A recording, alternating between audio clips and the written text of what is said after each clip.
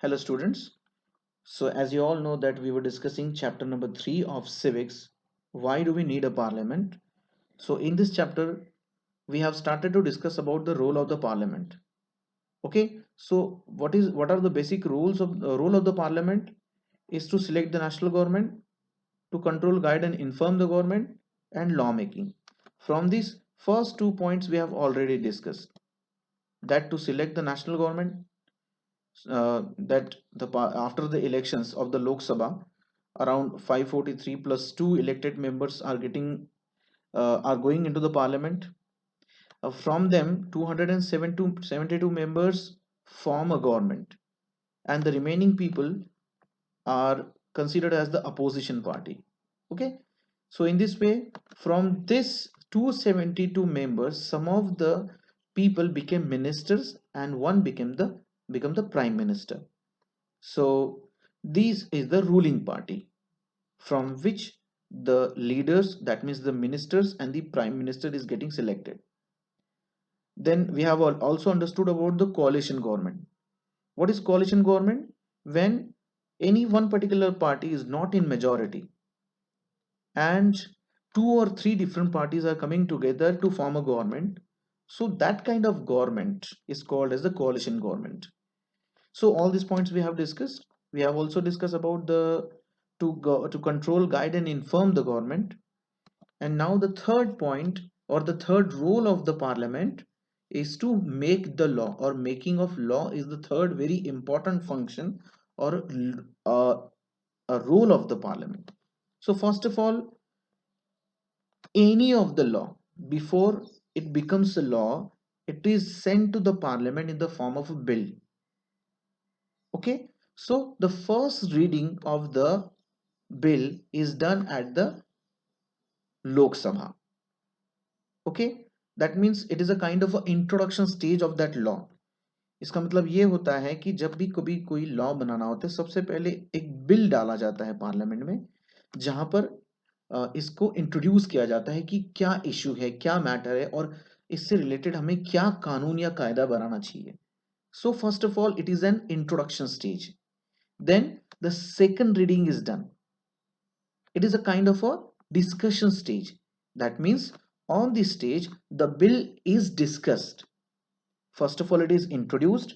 When the all the members of the parliament understood or understand this bill very well, then on this bill the discussion is taking place.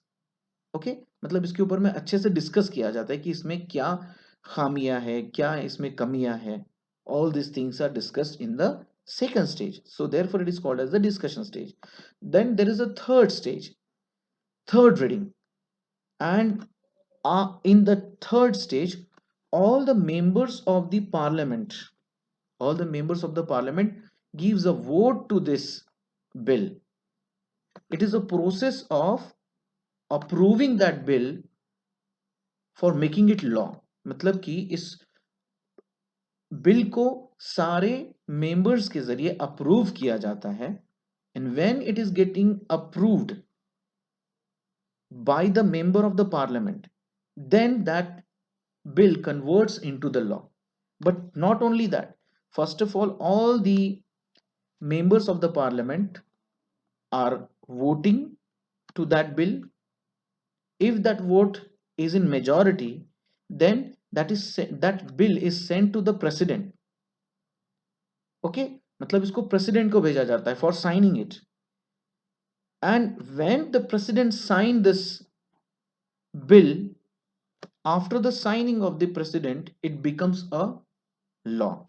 So in this way we can say that law is being made after the detailed discussion in the parliament, as well as the various problems related to this bill is discussed.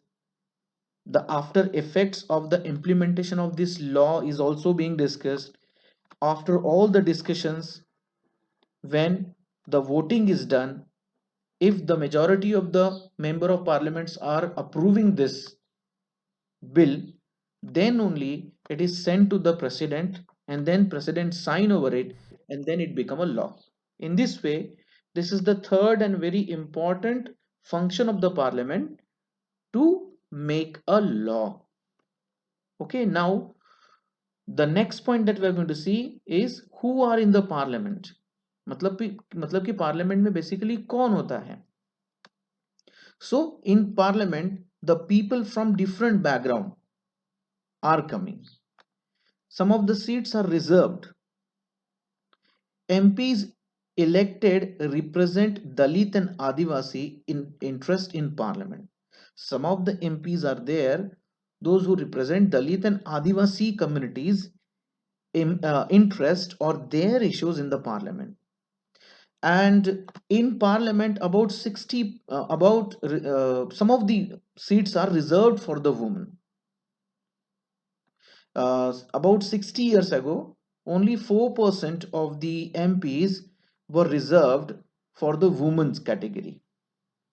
But today, about 9% of the seats are reserved for the women. Understood, everyone? So, in this way, these different social backgrounds people are there in the parliament.